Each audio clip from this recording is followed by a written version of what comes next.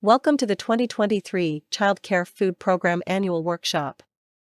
The Child and Adult Care Food Program, CACFP, is a federal program that provides reimbursements for nutritious meals and snacks to eligible children and adults who are enrolled for care at participating child care centers, daycare homes, and adult daycare centers.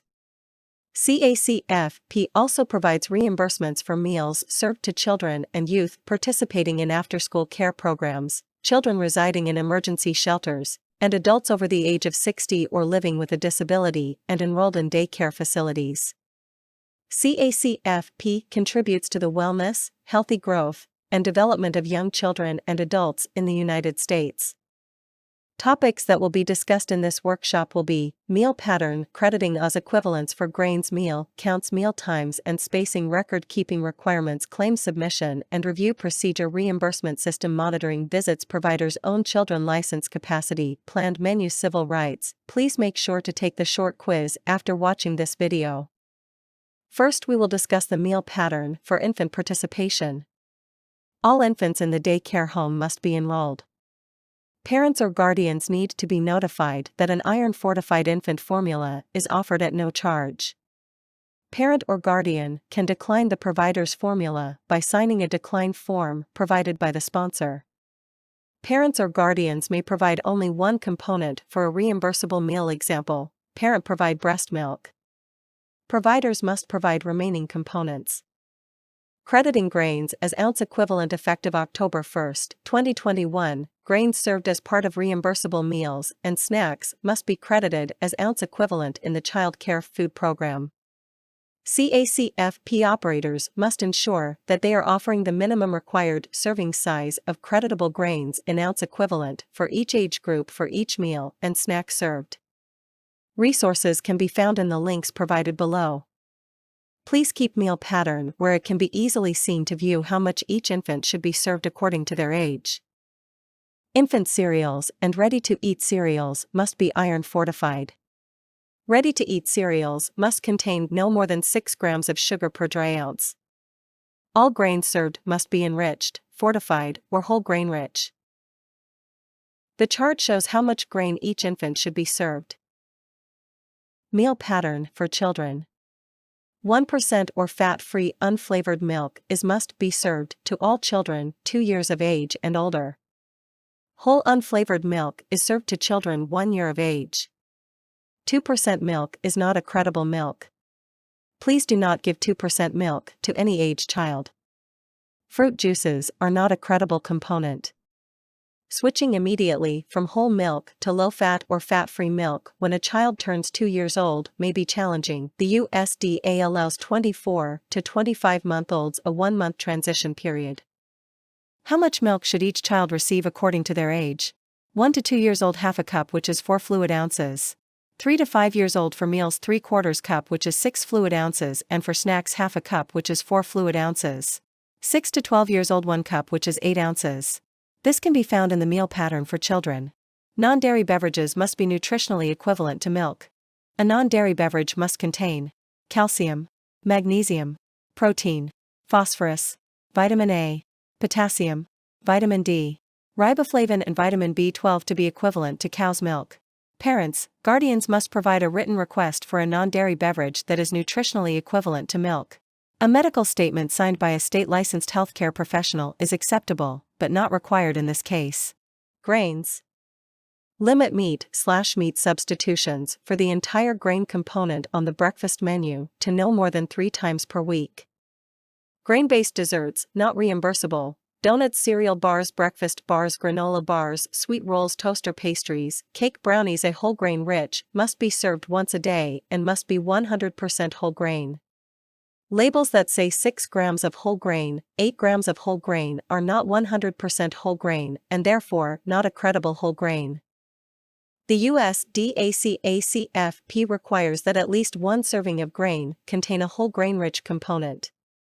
Grains that meet the whole grain-rich component are grains that contain at least 50% whole grain and the remaining grain in the foods that are enriched, or 100% whole grain. How to identify a whole grain-rich item? 1. Food is labeled 100% whole wheat and meets the FDA's standard of identity. 2. If the product is found on any state agency's WIC list. 3. FDA statement. Diets rich in whole grain foods and other plant foods and low in fat, saturated fat, and cholesterol may reduce the risk of heart disease and some cancers. Diets rich in whole grain foods and other plant foods, and low in saturated fat and cholesterol, may help reduce the risk of heart disease. 4. Rule of 3. The first ingredient must be whole grain, and the next 2 grain ingredients must be whole grains, enriched grains, bran, or germ. 5. Food meets the whole grain-rich criteria under the National School Lunch Program. 6. Proper documentation from a manufacturer or standardized recipe can demonstrate that whole grains are the primary grain ingredient by weight. Using ounce equivalents for grains. Grains are an important part of meals in the child care food program. To make sure children get enough grains at meals and snack, required amounts for the grain components are listed in the meal pattern as ounce equivalents. Ounce equivalents tell you the amount of grain in a portion of food. 식사 및 간식에 제공해야 하는 항목의 양을 결정하는 방법에는 3가지가 있습니다.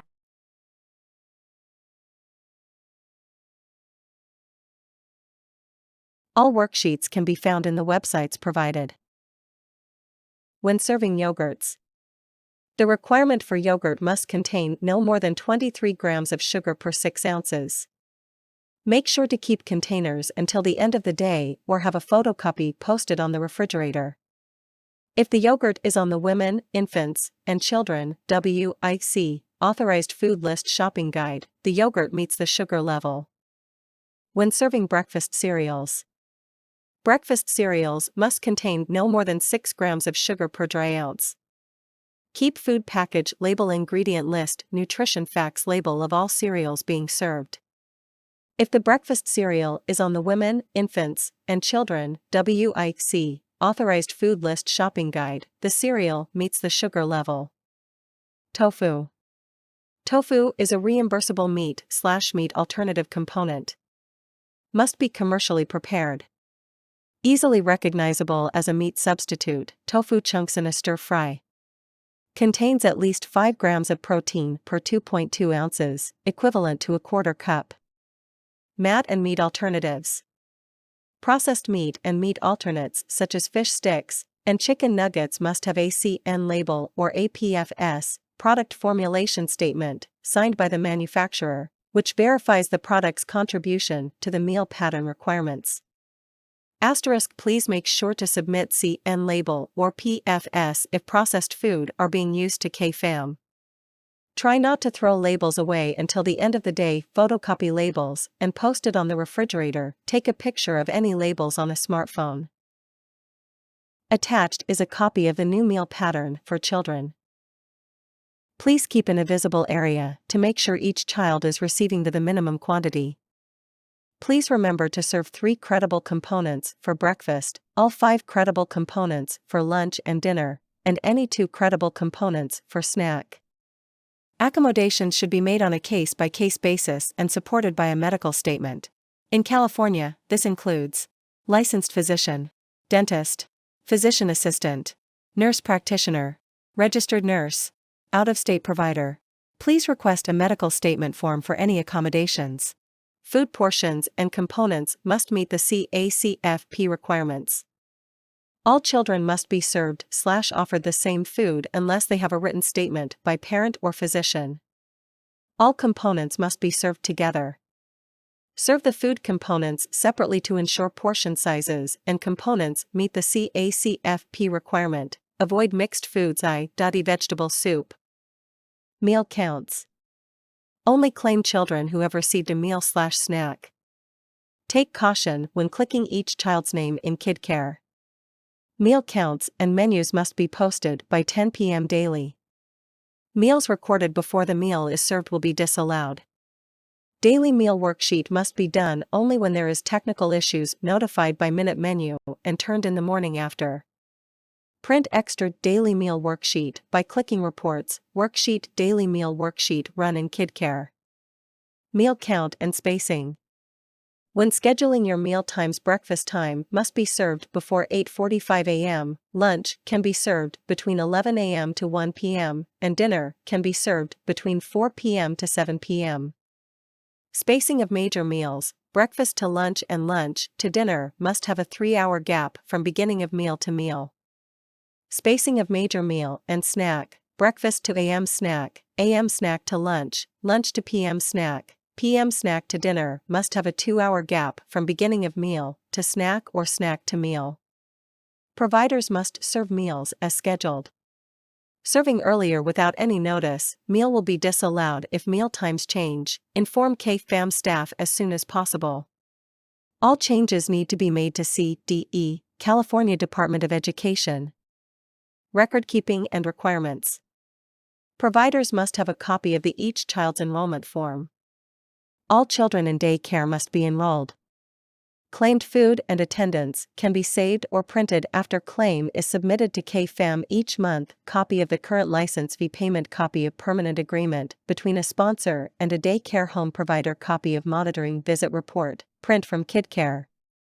Medical forms for any children, decline forms for children in the daycare not participating in the food program, nutrition fact labels for cereals, yogurt, whole grain. All records must be kept 3 years plus current year. Claim submission and review procedure. Providers must submit their monthly claim online using KidCare before the 3rd of each month for timely filing. Documents such as CIF enrollment forms must be submitted to KFAM CCFP office by the 3rd of each month. CCFP staff works on online claims received and other documents according to the policy and regulation. Received claims will be submitted to by due date. Error report with current month CIF will be mailed out to each provider. Reimbursement system. KFAM submits claims to CDSS each month on or before the due date according to the annual contract. CDSS has 45 days or longer to work and process claims sent by KFAM. Once KFAM receives the reimbursement check from the state, our finance manager deposits the check from the state and starts preparing reimbursement checks for each provider. KFAM must send out reimbursement checks within 5 working days from the receipt of the reimbursement check from the state. Please be patient. Monitoring visits. 3 unannounced monitoring visits will be done each year. Monitoring visits are done during the provider's hours of operation. Monitor will observe 1. Safety, children and food. 2. Appropriate portions and or quality of meals. 3. Record keeping is up to date. 4. Capacity of license, providers must stay within their licensed capacity. 5. CN label, yogurt, milk, cereal, and whole grain block claims. A block claim is defined as a claim for reimbursement on which the number of meals claimed for one or more meal types is identical for 15 consecutive days within a claiming period. Milk, 1% or fat-free, to children 2 years old and older. The public health emergency, PHE, due to the end of the public health emergency, on-site monitoring will start as of July 1, 2023. Provider's own children. Provider's own children refers to any children who reside in the household, such as the provider's own children by birth or adoption, grandchildren, or housemates' children, who are part of the economic unit. Meal to the provider's own children may only be reimbursed if the following 3 conditions exist. The provider's children must be enrolled and be participating in the child care program during the time of the meal service. Other enrolled non-resident children must be present and participating in the same meal service. The daycare home sponsor has a current, less than 12 months old, eligibility document on file for establishing income or categorical eligibility for the provider's household or foster child, REN. Meal benefit form.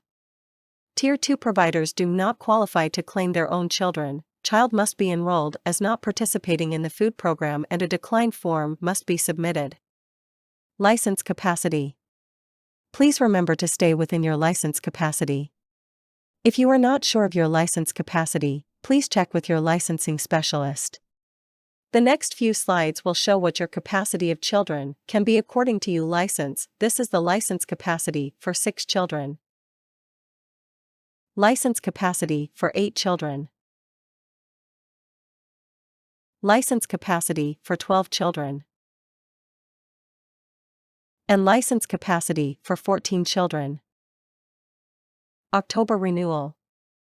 All enrollment forms expire September 30th of each year. Any new child enrolled in the month of September, enrollment form expires September 30th. Example, child enrolls September 6th. This enrollment form will expire September 30th and a new enrollment form dated October 1st will be required.